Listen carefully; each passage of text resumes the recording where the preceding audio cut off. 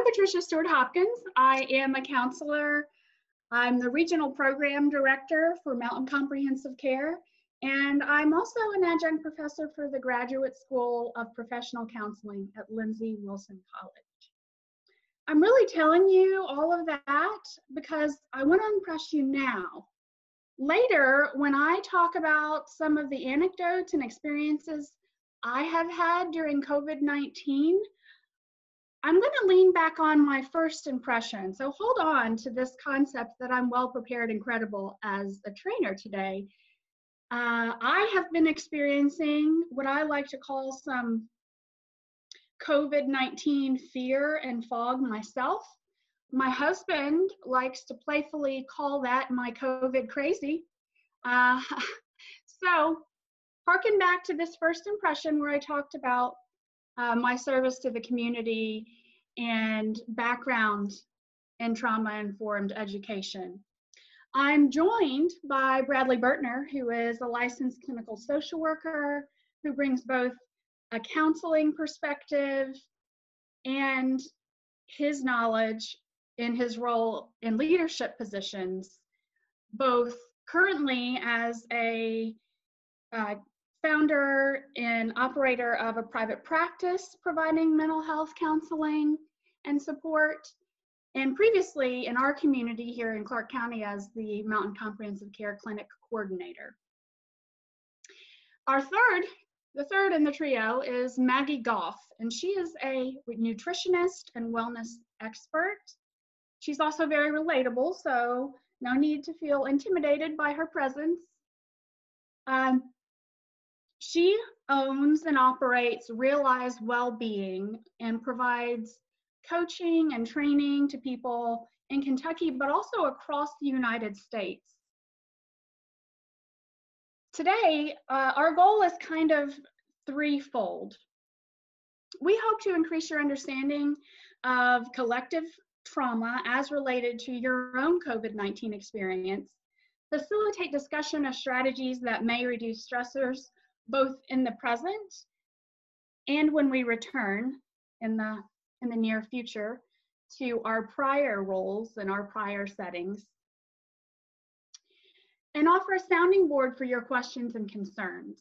We definitely want to hear from you during today's discussion. Given that we are all trauma informed to some degree and know the valuing of offering choices, let me remind you that if you choose to participate using chat or out loud, either is appreciated and appropriate. I know that in recent years, Kentucky has made great advances in offering trauma-informed care training. And today's training is a little different in that we are here to support your wellness and your preparedness for what's happening right now in your world, and also what is to come. As you know, the COVID-19 experience has been likened to a collective trauma experience. And a recent analogy for that really struck me. It's been likened to a storm that we are collectively experiencing. Each of us has our own ship with varying degrees of preparedness and resources to withstand that storm. The people who would normally throw us a life vest or tow us ashore are somewhat inaccessible because they too are in need of rescue. And yet, even during the storm, you are here today. You have been showing up for 2 months, in fact, for your students in a variety of capacities. Because, let me remind you, you are the everyday heroes that stand ready to brave the storm with or without resources. And I know that you're here today to best serve students, and I thank you for that.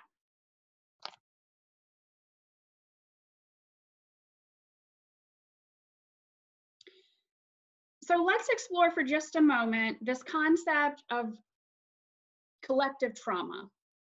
Basically, if we look at trauma in and of itself, It's defined as an experience of prolonged helplessness that creates a natural biological response to an unnatural event.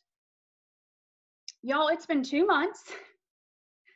We are still feeling relatively hopeless when it comes to having answers about a cure, a vaccine, a relief from our pandemic stress.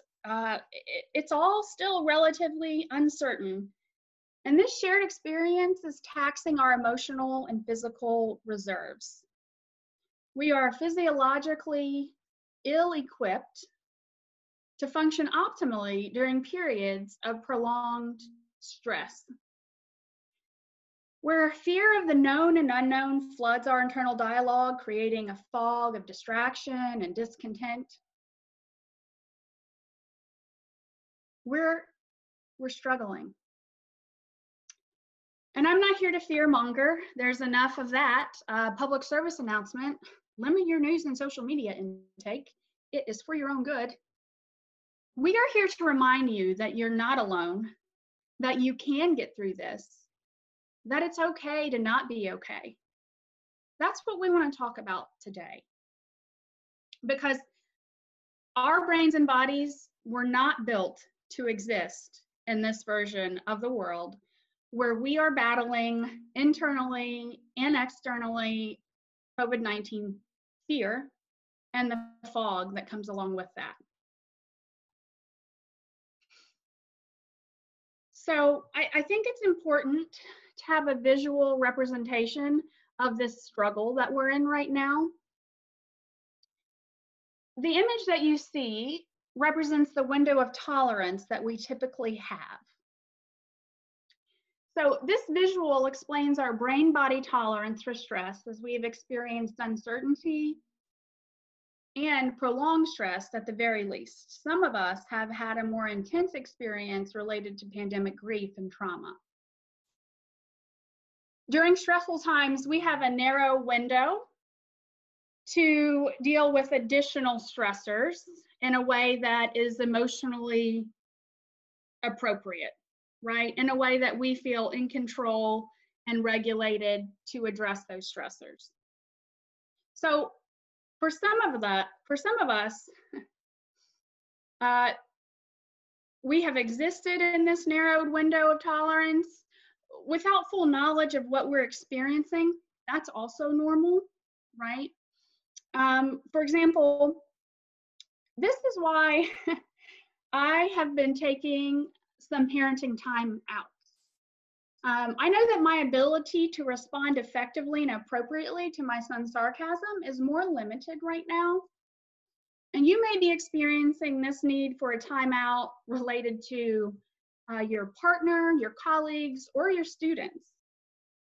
Given what I've overheard on some of the Zoom classroom experiences, it makes perfect sense to me why you would need a timeout given this new teaching environment, because some pretty hilarious things are happening in that classroom setting, which I'm going to ask you about later because I just think it's amusing. And, you know, it'd be nice to laugh about that. So for you, this might look like writing and rewriting emails. It might look like your silence to avoid what you know may result in a conflict. It could look like reciting the lyrics to Let It Go from Frozen silently in your internal dialogue. If you have a student or you're a teacher at Baker, I feel like that's likely. It's been true for me at least. So I'd like you to participate either out loud or by chat. Either way is totally fine. Also not is totally fine. About what you're experiencing during this COVID-19 collective trauma existence.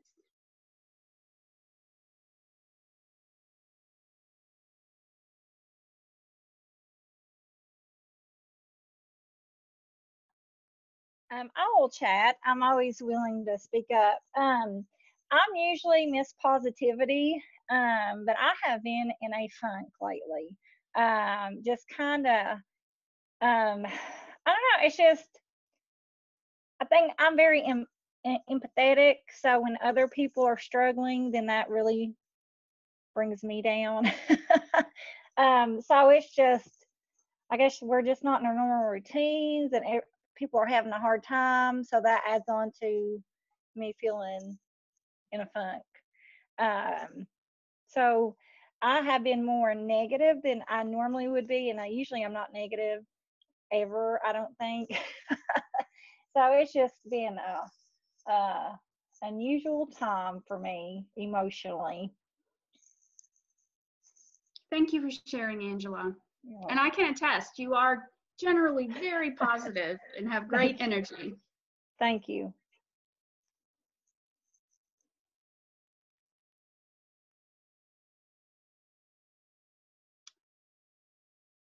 Bradley or Maggie, are you seeing the chat window? I need a little Zoom tech support here. I don't see it on my end.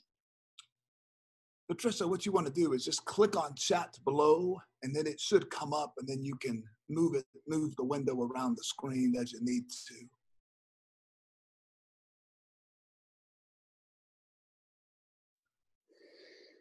I was feeling kind of the same way as Angela, usually very positive. Find myself being a little bit more moody.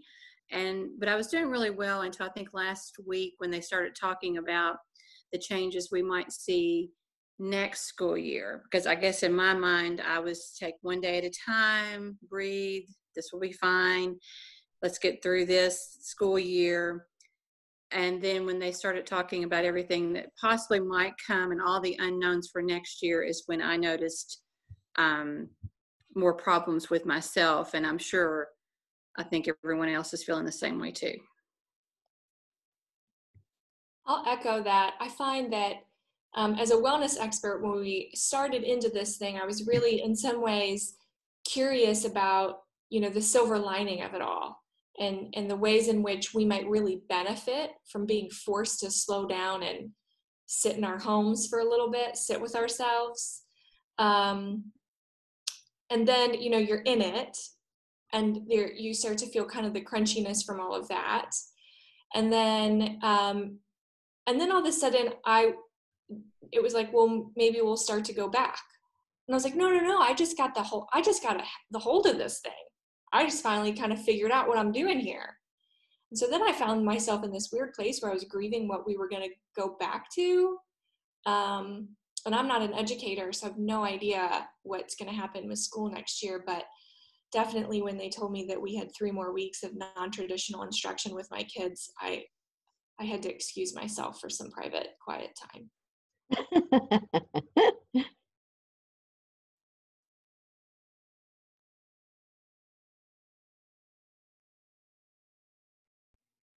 Patricia, I think what I would add, and Maggie talked about grief, and I think that is something that particularly for educators right now that we need to think about. I see in my practice a number of teachers who talk to me about sadness that they are experiencing, that they cannot finish out the school year like they typically would, that they can't have that last week when things are maybe a little less structured, where there can be some bonding with the students. Maybe there's not going to be a formal graduation. So there's all that going on. But what it means to be a teacher right now has completely changed. This is something that a lot of teachers across the Commonwealth did not sign up for. They're being asked to teach in a very different way. Patricia and I talked about this very thing before the presentation. Patricia and I are big energy people. It's important for us to be in the room with people when we do trainings. Guess what? We can't do that right now. We've got to do it this way. And I imagine that's something that it feels like for the teachers who benefit from eyeballs and body language. And over Zoom, some of that is lost. And that's just it. Where we were going in January and February abruptly stopped. And then we're scrambling but that doesn't mean that there's not some grief that's going on. And I just want to say this quickly, Patricia, then I'll turn it back over to you. You know, it can be both and, that you can feel scared and sad for people that are afflicted, from people that have died, and have an experience of grief and loss during this time, because your lives have been impacted. You are having to adjust, and that is problematic, challenging, and difficult.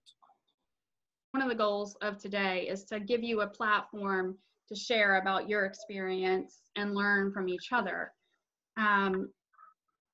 I think part of being prepared, both in the moment and down the road when we try to go back to the setting we previously existed in, is figuring out what are your patterns, right? So many of us have a typical fear response, and that could be fight, flight, or freeze. And I gave some examples earlier.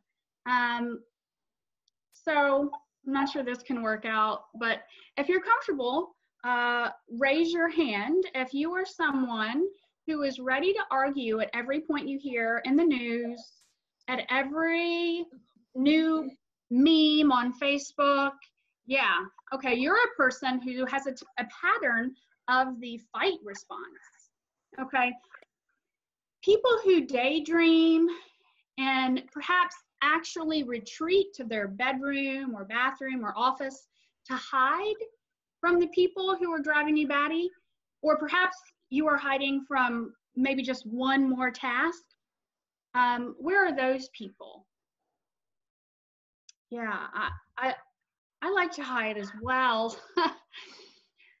You are people who may have a pattern of flight. And then finally, there are those among us who can't get anything done because they have lost interest, motivation. We might find you binging on Netflix, perhaps napping, lost in books for hours. Where are my binge Netflix watchers, readers? Raise your hands. Okay, so you have a pattern of freeze, where you have escaped by stopping all the things that you would normally do. And so the reason this is important is so we can begin to notice when we move from our relatively optimal functioning into a fear response. And when we notice that, we can then begin to respond differently to what's going on. And noticing is the first step to addressing it. And Bradley mentioned already, we have an experience of collective pandemic grief. We have a loss of what we knew as work. We have a loss of perhaps status. As a caregiver and a care provider and a teacher, I derive a great part of my identity from the work that I am doing. That is part of who I am. It's part of the majority of my life is tied to my work. And so I know that in this new alternate setting where you are teaching via Zoom or etc., and disconnected from students, there's a sense of loss and grief as related to your identity, meaning, purpose, and disconnection from who we are and who we love. Hi, Patricia. It's Lisa Winfrey. Hello. Hey, I teach online and in person for BCTC. And so it wasn't a huge upheaval to move my in-person classes to online because I teach the same classes online. But when this all started, I started in with the wipes. Here, wipe your mouse, wipe your keyboard, wipe your table. So I was about 2 weeks ahead of the madness. My biggest concern is going back. Where do we grab the bravery to walk into a room with people sniffling and coughing and sneezing. You know, that I think going back, I want to go back. I miss my students desperately, but I am so concerned about, are they going to be ostracized if they sneeze? You know? So that's something we have to prepare for. Absolutely. Thank you for sharing that. I think you're not alone in that fear, right? What's the plan, folks? Like, does anyone know at this point what the plan is for hygiene and sanitation and delivery? If you were live with Bradley and I right now, we would both be in your space at some point. That's just how we do things. We are performers. So what is that going to look like? Your uncertainty is shared. Your anxiety as related to that is certainly shared. And that's part of the importance of an understanding of this collective experience of trauma.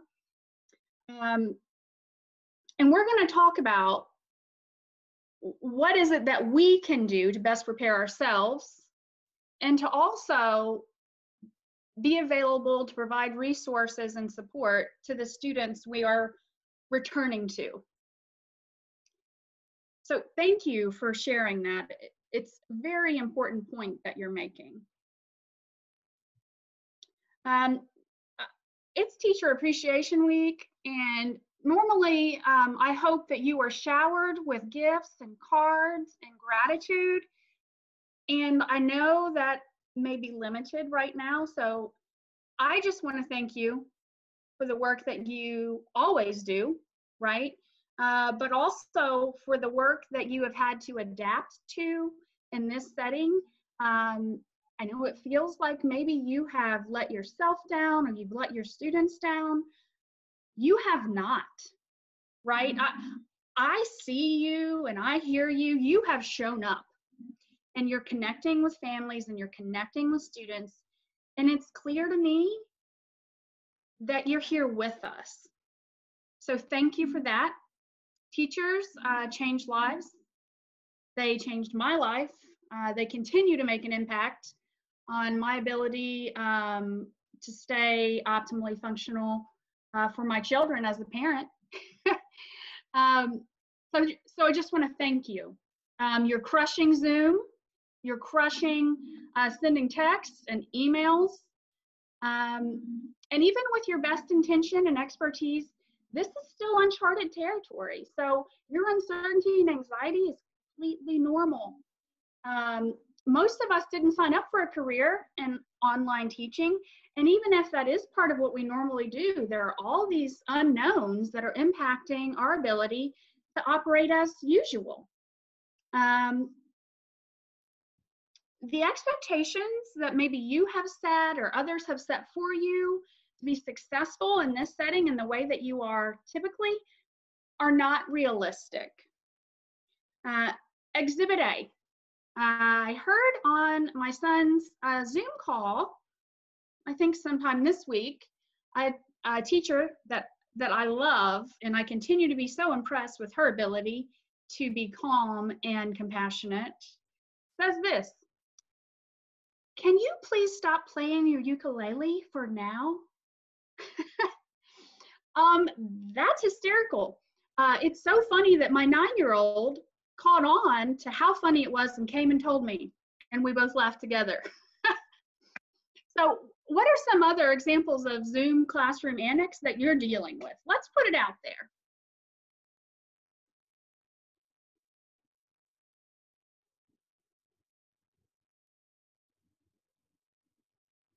Patricia, will you ask that question again, please? Absolutely.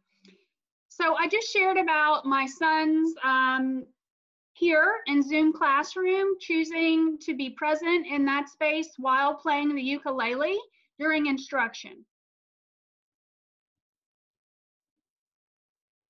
I was just thinking you probably have some other examples that might make us smile.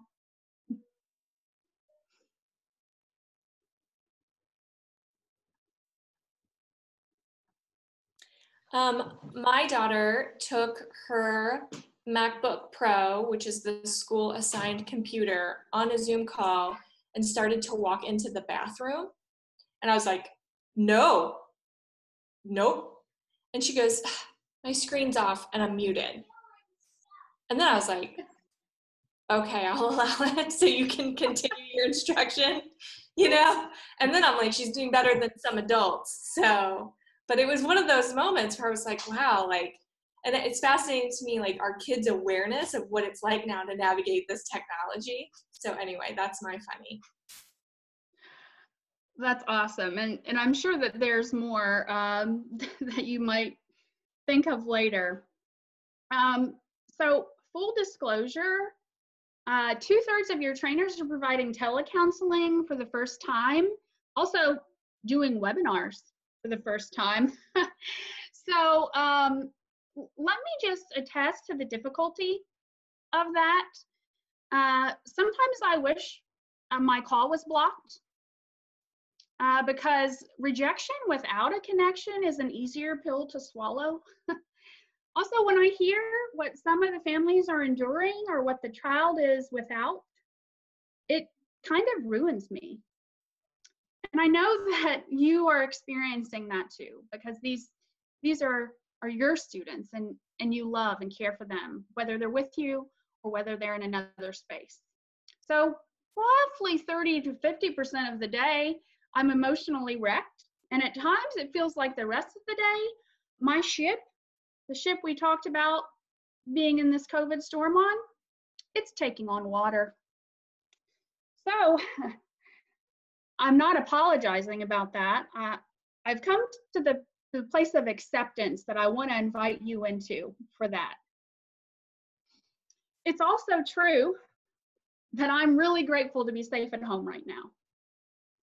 That I recognize the privilege we have in our community to be supported by the Greater Clark Foundation and by our first responders and by our educators to continue to do outreach and meet the needs that are present. And, you know, I'm where I can hug my children as much as I want or need to. I can participate in Takeout on Tuesdays and Fast Food Fridays to support our small town. Shout out to Lauren Mink for reminding us to take care of ourselves and others that are small business owners. There's a nutritionist and wellness expert in the room who says it's really okay if I eat fast food twice a week. Bradley,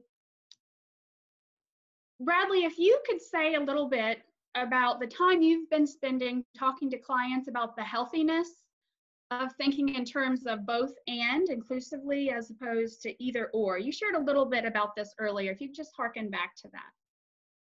Yeah, and I also want to touch on something else along the lines of some things that I've heard that teachers, that educators are dealing with via Zoom.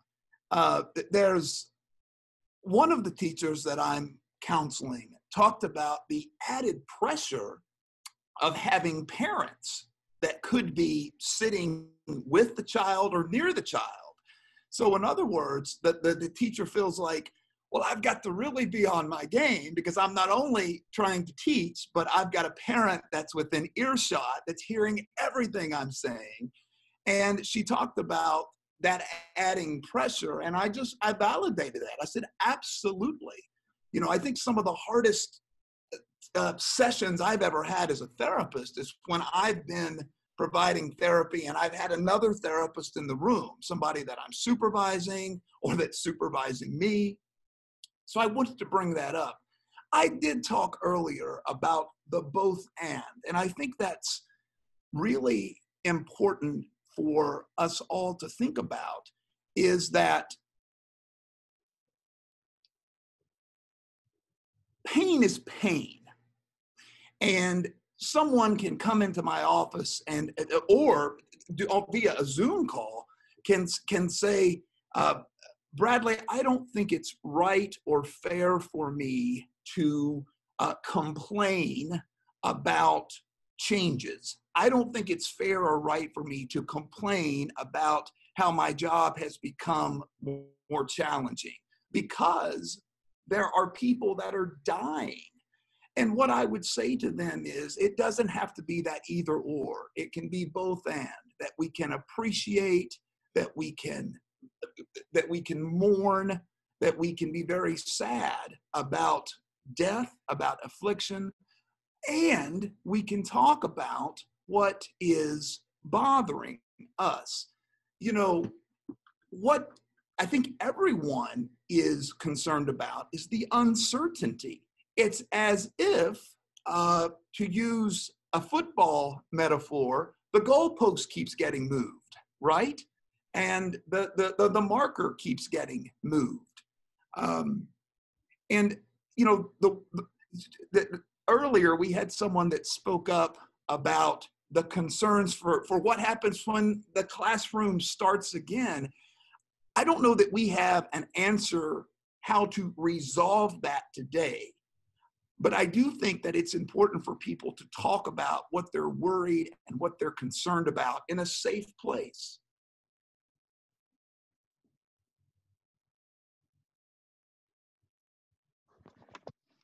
Thank you, Bradley. So as we touched on earlier, and I know you're experiencing this pandemic grief as related to your concern for students and ability to monitor them as closely and check in, lost opportunities for field day and awards and celebrations for graduation and promotion ceremonies. There's so much that you may be experiencing loss about right now. And it deserves recognition as okay. So it's a good time to think about what you're seeing in others or yourself as needs suggestive. First, I'd like to hear from Kara Davies. I was just going to say, so much of what you're saying is really resonating with me on lots of different levels. I'll start with Bradley's both and share a little story about my own daughter who's in the 5th grade. And, you know, she's been a little bit more emotional lately and missing. Well, and it's not so much articulating it in a I miss my friends way. It's coming out more in telling herself a different story about her relationships with her friends, and it's got more of a negative tone to it. And she came outside. I think I was watering the flowers or planting something, and she said she wanted to bake a cake. And she said, "Mom, there's so many fun things to do during quarantine." And I was like, "Great." And then there was this pause, and she said, "And there's so many things, so many fun things we're not allowed to do." And then she started listing off the things like, well, we can't go to the we won't be able to go to the swimming pool. We won't be able to do these things. I'm not. So it was really holding space for both of those parts of her, allowing her to have that grief for the things that she can't do, but then sort of, you know, bringing it back around to the silver linings of, well, we do get to, you can't go to the swimming pool, but I bought a sprinkler, so you can run through the sprinkler in the backyard this summer. This is what it's going to look like, but holding space for both of those things. And I think the collective trauma, and it's such a strange kind of trauma because it's a quiet trauma, right? So I have a sibling who has experienced trauma in her life previous to this collective trauma. And I'm finding that without her even being able to articulate and put her finger on what it is, she is experiencing living in that fight, flight, or freeze, but not even really knowing why. And then turning that in on as self-judgment, right? Like, what's wrong with me? So actually, just to be completely transparent, she's actually at the Ridge right now because it was leading to suicidal ideation. So, I mean, I think this quiet trauma is having a deep impact on people in our community, and we're not even seeing it. And families are experiencing it within their family, and people outside of the families don't know. So the pressures don't stop. You still have to do your job. You still have to do all of these things on this, you know, the Zooming and conference calls while you're dealing with this deep trauma within families. And I think that's all I'll have to say for now. Thank you. Thank you very much. That resonated with me, and something that it made me think about. None of us should underestimate the impact of getting a daily death count. Okay, and the idea of this quiet trauma. We're getting it from media. We're getting it from the governor and the daily reports that have been helpful for so many people. But still, there's a daily death count. And that I think none of us can underestimate the impact that has on the local, the national, the global consciousness. I just want to add really quickly too, I once had a therapist describe trauma to me, and even like going back and working with a therapist to unpack trauma as like being in a shallow creek and running your fingers along the bottom of the creek bed. And all that kind of dust and murk, like all that mud kind of comes up, and it doesn't create any waves. Nobody can see it on the outside, but it's all just sitting there kind of churned right below the surface. And so I think a lot of what we're experiencing, and when you were talking, it really made me think back to that analogy, because a lot of it is just below the surface, even to the point that we don't even often give ourselves credit for it. And when we were talking about our tendencies towards fight, flight, or freeze, I thought I'm probably a flight person, but then I thought about like my tendency to overfunction and like perform and like prove and perfect and like overdo it. And I thought, oh, I wonder if this overfunctioning, you mentioned wanting to do more and be on the Zoom calls and be the best and still have to do all these things. I think sometimes like our overfunctioning is a response to our trauma in a fight way that often goes kind of like unnoticed and keeps us like, it looks very normal. That's an excellent point, Maggie. I think too, it's important to know that while you might have a pattern in response to your fear or alarm response, it can also change over time. So just paying attention to where you are when you're noticing a difference can be a way to kind of initiate a reset for yourself and whatever that may be. And we're going to talk about some different strategies for that.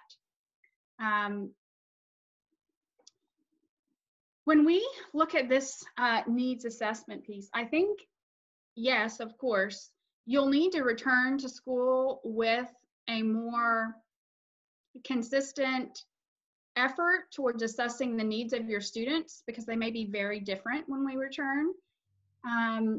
We need to understand where they are. We need to meet them there. We need to be ready to accommodate in a variety of ways. We are seeing impacts in several of these needs areas currently. And as I mentioned, like these can change as much as a few times a day for some of us. And certainly when we're talking about young children, they're developmentally unprepared to deal with the kind of uncertainty and emotional rigor that we're all experiencing right now. So their needs are going to be kind of swinging like a pendulum. Next, I'd like you to turn this assessment inward. Where are you experiencing need? How can you reach acceptance that your needs experience is not a failure? What accommodations would you put in your own wellness response to intervention plan? Because these are things that we need to plan for now to preserve our current or move towards wellness in the moment, but also things that we need to have a plan for when we return to the previous setting. Your needs are every bit as important as anyone that you're caring for, whether it be in your classroom or in your home. As a leader, parent, educator, let's worry a little bit less about being steady and being right when it is impossible to be untouched by the current state of affairs. Let's focus our energy into observing, inviting, listening, and responding. Don't shy away from authenticity. There is value in your vulnerability. It can make others feel less insular, less alone, more validated in their own fear experience, dread, and uncertainty. And it can make you more approachable in the classroom or in the community. I think we've touched on this already, and I think it's really among the most important things that we can talk about today. We have to have realistic expectations for our daily to-dos, for what is priority, for what is important, urgent, or can be left for another day and time. That's really a way of promoting your own wellness, is by adapting and adjusting the expectations that you have, not only for yourself, but for the students that you are connecting with, for the person that lays next to you at night, for your children. When we return, we're going to want to focus even more on routines that would include choices. And I, by no means, mean to suggest that you're just going to turn over the classroom to the students and let things roll. That's not it. I do want to remind you that choices empower us and they give us a sense of control. And when we have that experience, it brings us to a place where we feel more safe and secure. I think this notion of authenticity is really important. And Bradley had an anecdote that he shared earlier this week about someone he has been serving who had a quick temper. Yeah, I'll make it really quick. It's someone that is in a position of leadership, and we were talking about something that had happened at work, and as he was describing the situation, he talked about how he made every effort not to let them see him sweat, and that to be level-headed, to be steady, as Patricia said earlier, and that there was an incident at work where, and again, he's in a profession that is life-sustaining, so it's open, but things have significantly changed. It's compromised the way that he and his staff do business.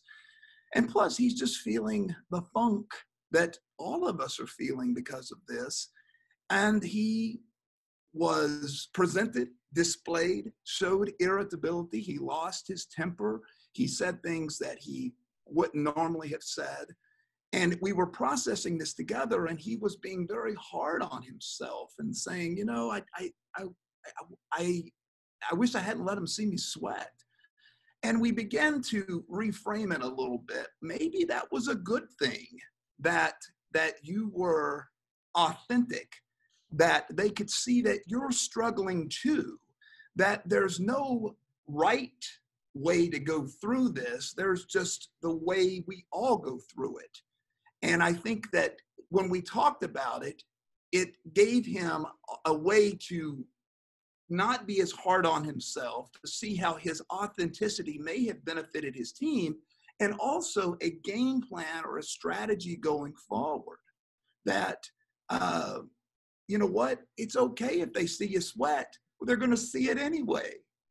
And Maggie, I think you had an anecdote connected to this that you shared on our Training Monday. I would be glad if you jump in and tell the group about your own experience. Yeah, so, I'm unmuted. In the early days when all of this hit, most of my income comes from trainings and speaking engagements with employers. And everything got canceled. And I lost about $25,000 in 2 weeks in revenue. And so we had to, my little team and I worked really quickly, just like teachers had to work really quickly. It was like all of a sudden everybody's out, adjust. And so we did all the things we had to do just like you guys did. And I hit a point where I finally, we did the right things. We secured new contracts where we became the respondents of COVID-19 for, industry memberships and these kinds of things, which then created like a mountain of work right on the front end. I'm sure all of you can relate to this as educators, because it was like, oh, hey, figure this out, survive, make sure everybody has everything. My daughter's teacher, I think her husband is in the service. She's a third grade teacher, and she has 2 young kids, one who's under 1, and she was like driving packets to our homes and dropping them on the front porch like every day for 3 days with 2 young children in the back of her car. And I just felt so much for her. So I imagine that many of you had similar experiences. So anyway, I hit this point 2 weeks in where I was like, I quit for the day. I'll try again tomorrow. And then the next day came and I couldn't do it. And so finally I said to my team, I'm taking the week off. I cannot continue. I'm done. I'm spent. And finally my employee said, oh, thank God that you are feeling this way, because I've been feeling this way for a long time. And it feels really good to hear you say that you're feeling the same way, because I couldn't continue. And Patricia said earlier that authenticity makes you relatable. And I wonder, had I continued to try to power through, what my employees or colleagues maybe would have felt uncomfortable sharing with me if they were really feeling drained and dealing with that sludge that was right underneath the surface for them. So my experience hearing from my employees is that it really matters.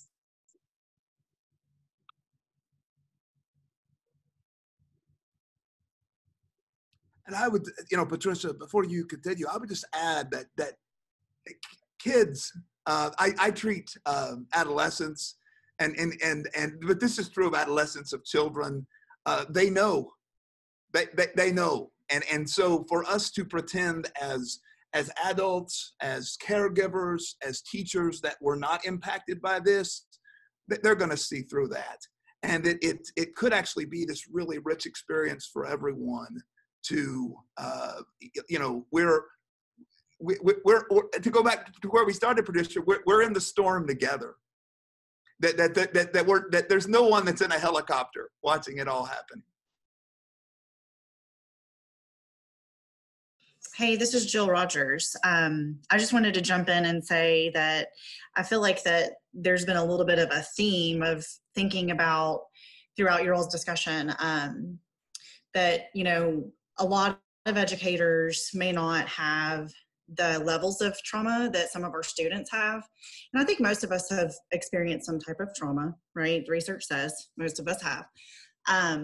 But I think that this is really an opportunity, just like Mr. Burtner just mentioned, where when we get back, we can connect more deeply with our students who have had trauma exposure, because we are maybe for the first time really experiencing some of those DSM-5 criteria of the hyperarousal, the cognitive distortions, a lot of the things some of us might be experiencing more chronically for the first time. So I think that if we can internalize that and figure out ways to cope for ourselves, it will allow us that opportunity to connect on just a totally different level with our kids when we get back.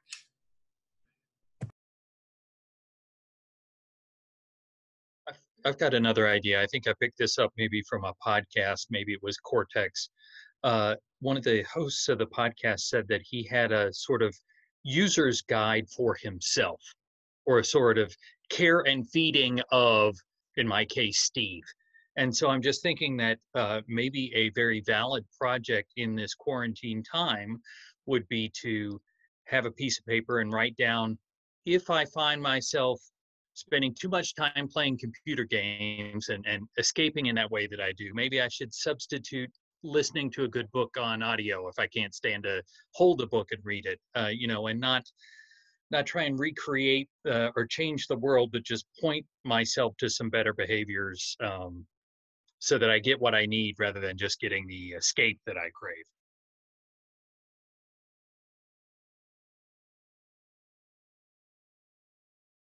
I think that's a really important point, and we're going to talk about the importance of being intentional around our plans for care of self.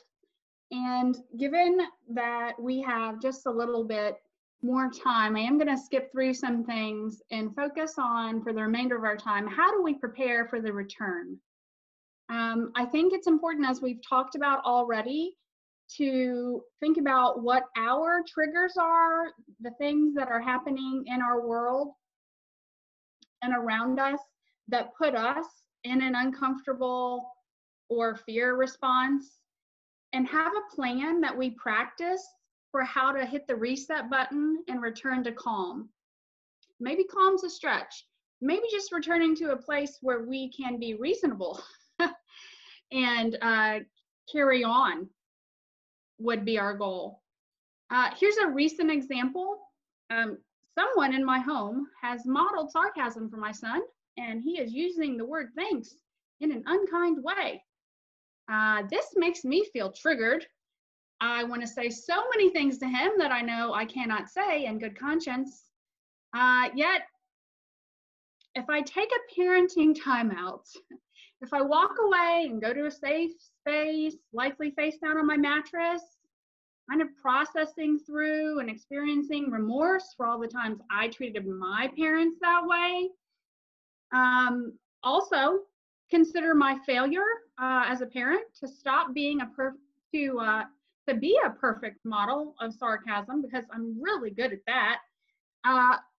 That time away reflecting on how my child, also known as the child of a therapist who preaches gratitude practice, could taint gratitude at my table.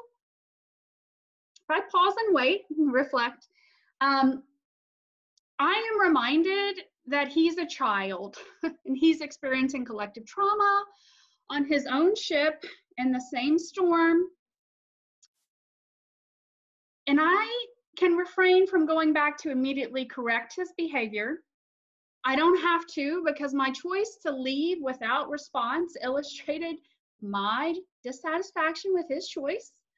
Plus, we all know he's going to test me again, giving me another opportunity to prepare and be calm with a scripted response that will be more effective than what I may have said originally. So know those triggers and have a plan for the reset button. Pause and wait, I think it was illustrated there. And also, not every moment is a teachable moment. You teach with varying degrees of effectiveness. As a parent, that's also of consideration. That's also true for employers, right? Sometimes we need to pause and wait. Here's some other considerations, and we have a resource page where we've included the majority of what you'll see here today. I think for yourself and your students, you can shift focus to what is within your control, right?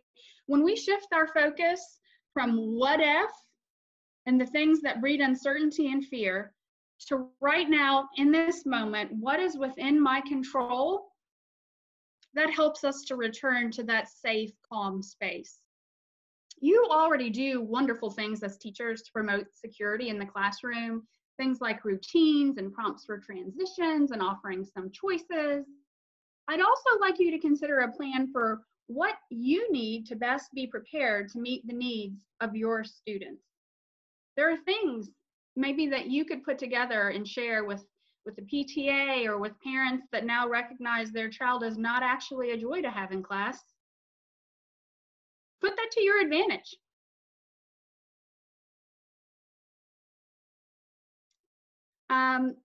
There's a video here that we don't have time for in the moment, but is included in our resource page, and it's about the importance of teaching kids how to recognize the size of a problem and then associate what's most appropriate in the situation. And I thought it was really cool. I feel like teachers will eat it up because it was designed by teachers, and you guys know what's up.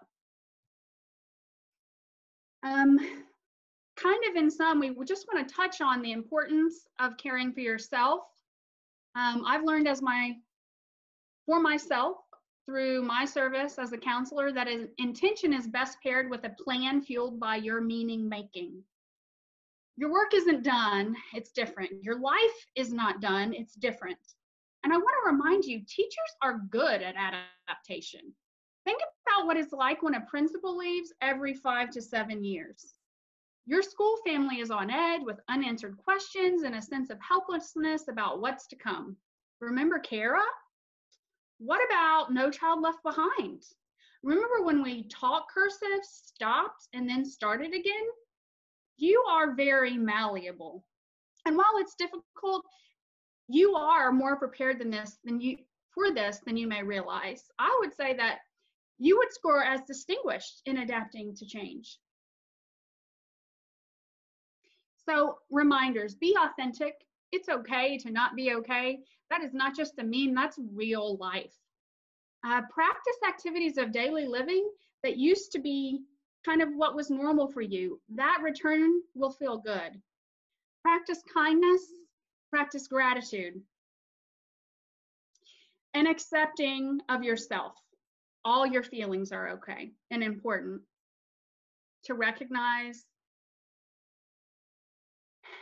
and build your reserves now while you are planning for a return later.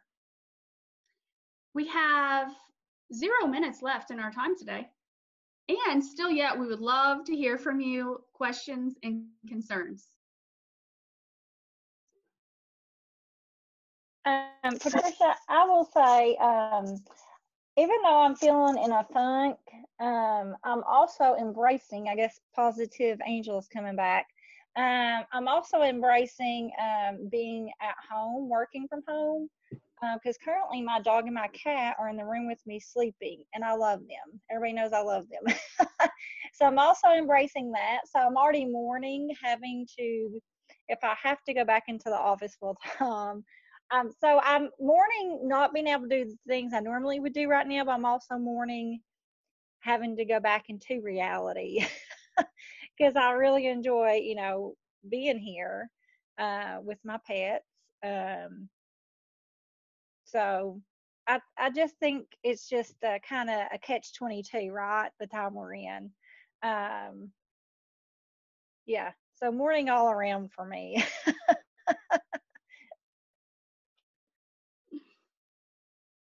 Thanks, Angela.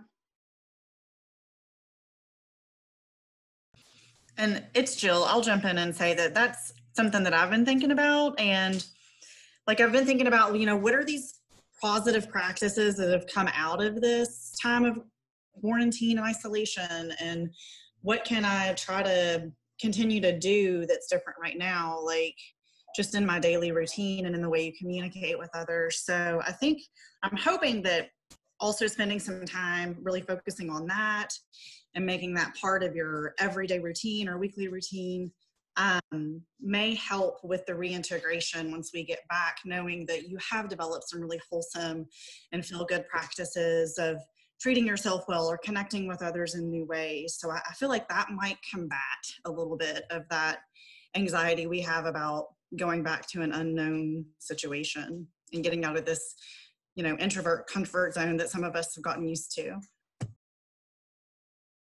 I'll just add, one thing that came out in the presentation we did yesterday, and I didn't mention it, was this idea of well-being instead of being a set of lifestyle choices that you make and stick to and develop habits, but instead your well-being really viewed more as like a light that you hold that can be amplified or diminished. So things that might amplify my light are like, I took a walk to my kids' school to pick up a library book, and my daughter and I had this really great conversation about God and God's role in coronavirus, right? Like, that's a thing that wouldn't have happened if we're all running around busy. So, there's a thing that these things amplify me.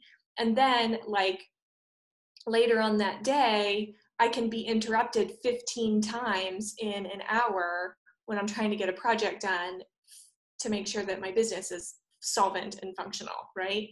So I think that when we think about our well-being right now, more in terms of this light that we kind of have to nourish, and when things happen to the light that will diminish it, we don't have to do anything about them. We just have to respond to what's happening. And there are some ways in which I've been able to solve for some of those things. Like I've created with my husband kind of a daily schedule of like, this is my work time and this is your work time, and the other one will be on, which is a privilege we have because we're not single parents. So I think that reframing our idea of well-being right now as what are the things that amplify us and what are the things that diminish us, and can we invest a little bit more in the things that amplify us, even though they might be small moments. And I think as we move forward into preparing to go back, if we can think about that light also and use this time of disruption to really become aware of the things that have amplified us, right? Because disruption is a really great time to think about priorities and what's valuable and how it can become a meaningful response to something challenging that occurred.